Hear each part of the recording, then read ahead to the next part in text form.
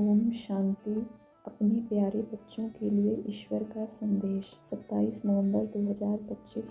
आज की मुरली का टाइटल है, बाबा ने कहा, मीठे बच्चे, बाप जो पढ़ाते हैं उसे अच्छी रीति पढ़ो तो 21 जन्मों के लिए सोर्स ऑफ इनकम हो जाएगी, सदा सुखी बन जाएंगे। बाबा कह रहे हैं, मीठे बच्चे, तुम अच्छी रीति पुरुषार्थ करके 21 जन्मों की राजाई ले लो, क्योंकि ये जो 21 जन्मों की खुशी जो तुम्हें मिलेगी, यही सोर्स ऑफ इनकम है तुम्हारी इस पढ़ाई की, और आप बच्चे सदा सुखी बन जाएंगे 21 जन्मों के लिए। आज की मुरली से प्रश्न है, तुम बच्चों के अतीन्द्रिय सुख का गायन क्यों है? उत्तर, क्योंकि तुम बच्चे ही इस समय बाप को जानते हो। तुमने ही बाप द्वारा सृष्टि के आदि मध्य अंत को जाना है। तुम अभी संगम पर बेहद में खड़े हो। जानते हो, अभी हम इस खारी चैनल से अमृत के मीठे चैनल में जा रहे हैं। हमें स्वयं भगवान पढ़ा रहे हैं। ऐसी खुशी ब्राह्मणों को ही रहती है, इसलिए अतीन्द्रिय सुख तुम्हारा ही गाया हुआ है। बाबा कह रहे हैं कि आप बच्चों के अतीन्द्रिय सुख का गायन इसलिए है क्योंकि इस संगम युग पर आप बच्चे ही इस बेहद की पढ़ाई को पढ़कर 21 जन्मों की खुशी, 21 जन्मों की बादशाही को ले लेते हो। भगवान जो पढ़ाते हैं केवल कुछ ही बच्चे करते हैं ना, तो इसलिए इस पतित दुनिया में भगवान आकर जब पतितों को पावन बनाते हैं तो कोई न कोई, बहुत थोड़े लोग आकर करते हैं। तो इसलिए भगवान कह रहे हैं कि इस टाइम का अतीन्द्रिय सुख इसीलिए गाया हुआ है। आज बाबा कह रहे हैं कि मुझे कहते ही हो हेवनली गॉड फादर, यह भी तुम बच्चे जानते हो। अभी स्वर्ग की स्थापना हो रही है, वहाँ क्या क्या होगा यह सिवाय तुम्हारे और कोई की बुद्धि में नहीं है। तुम्हारी बुद्धि में है कि हम विश्व के मालिक थे, अब बन रहे हैं। इसीलिए आप बच्चों को कितनी खुशी होनी चाहिए। फिर बाबा कह रहे हैं कि जहाँ प्रजा भी ऐसे कहेगी ना कि हम मालिक हैं, यह बातें तो बच्चों की बुद्धि में है, तो खुशी रहनी चाहिए ना। यह बातें सुनकर फिर दूसरों को भी सुनानी है।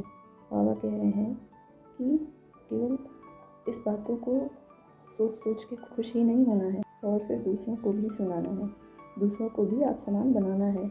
इसलिए फिर बाबा कह रहे हैं कि इसलिए सेंटर व म्यूजियम खोलते रहते हैं। जो कल्प पहले हुआ था वही होता रहेगा। आज की मुरली से धारणा या फिर आज की मुरली से धारण करने योग्य बातें। पहला पॉइंट, बाबा कह रहे हैं, हम गॉडली स्टूडेंट हैं, इसलिए पढ़ाई का नशा भी रहे तो अपने कैरेक्टर्स पर भी ध्यान हो। एक दिन भी पढ़ाई मिस नहीं करनी है। देर से क्लास में आकर टीचर की इंसल्ट नहीं करना है। बाबा कह रहे हैं कि आप बच्चे गॉडली स्टूडेंट हो तो इस पढ़ाई का तो नशा रहना चाहिए, नशा रहता भी है बच्चों को। और इसके साथ ही साथ बाबा कह रहे हैं कि आप अपने कैरेक्टर्स पर भी ध्यान दो, किसी भी दिन मुरली मत मिस करो। इसीलिए बाबा कह रहे हैं कि पढ़ाई मिस नहीं करनी है। देर से क्लास में आकर टीचर की इंसल्ट ही होगा ना। कितनी गलत बात है कि बाबा रोज़ मुरली चलाते हैं और अगर आप बच्चे मिस कर दें किसी दिन तो ये तो इंसल्ट माना जाएगा ना। इतने ऊँच परमात्मा आकर पढ़ाते हैं तो मुरली कभी मिस नहीं करनी चाहिए। दूसरा पॉइंट, इस विकारी छीछी दुनिया से नफरत रखनी है। बाप की याद से अपनी आत्मा को पवित्र तो प्रधान बनाने का पुरुषार्थ करना है। सदैव खुश हर्षित मुख रहना है। बाबा कह रहे हैं कि ये पुरानी विकारी छीछी दुनिया है, अब इस पुरानी दुनिया में आपका मोह नहीं रहना चाहिए। बाप की याद, निरंतर बाप की याद से अपनी आत्मा को सत्व प्रधान पवित्र बनाओ, और इसी का पुरुषार्थ करना है आप बच्चों को। और हमेशा खुश रहना है, हमेशा हर्षित मुख होकर रहना है, एकदम जैसे खिले हुए गुलाब की तरह। आज की मुरली से दिव्य वरदान है। बाबा कह रहे हैं, होपलेस में भी होप पैदा करने वाले सच्चे परोपकारी संतुष्ट मणि भव। बाबा कह रहे हैं, त्रिकालदर्शी बन हर आत्मा की कमजोरी को परखते हुए उनकी कमजोरी को स्वयं में धारण करने या वर्णन करने के बजाय कमजोरी रूपी कांटे को कल्याणकारी स्वरूप से समाप्त कर देना, कांटे को फूल बना देना, स्वयं भी संतुष्ट मणि के समान संतुष्ट रहना और सर्व को संतुष्ट करना। जिसके प्रति सब निराशा दिखाएं, ऐसे व्यक्ति व ऐसी स्थिति में सदा के लिए आशा के दीपक जगाना, अर्थात दिल शिकस्त को शक्तिवान बना देना। ऐसी श्रेष्ठ कर्तव्य चलता रहे तो परोपकारी संतुष्ट मन का वरदान प्राप्त हो जाएगा। बाबा कह रहे हैं आज कि आप बच्चे होपलेस में भी होप पैदा करने वाले बच्चे हो।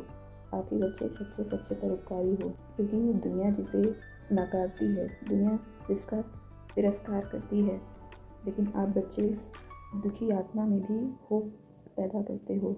मतलब कि उस दुखी आत्मा में भी एक आशा की नई किरण जगाते हो, उसे भी संतुष्ट करते हो।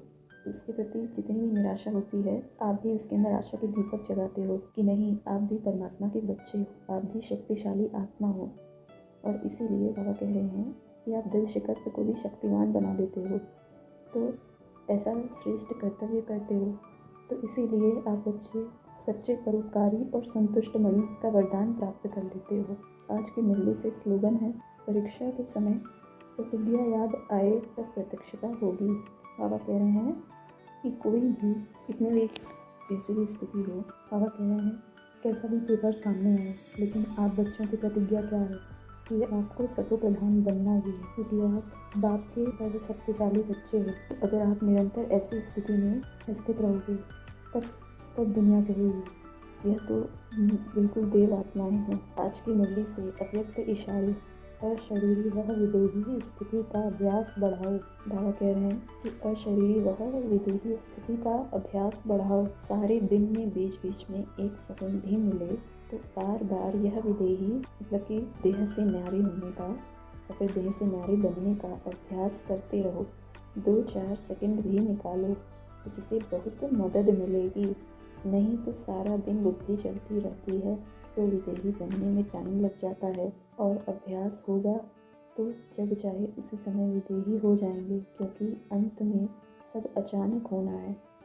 बाबा कह रहे हैं कि सब अचानक ही अचानक होगा, तो अचानक के पेपर में यह विदेहीपन का अभ्यास बहुत बहुत ही आवश्यक है। ओम शांति।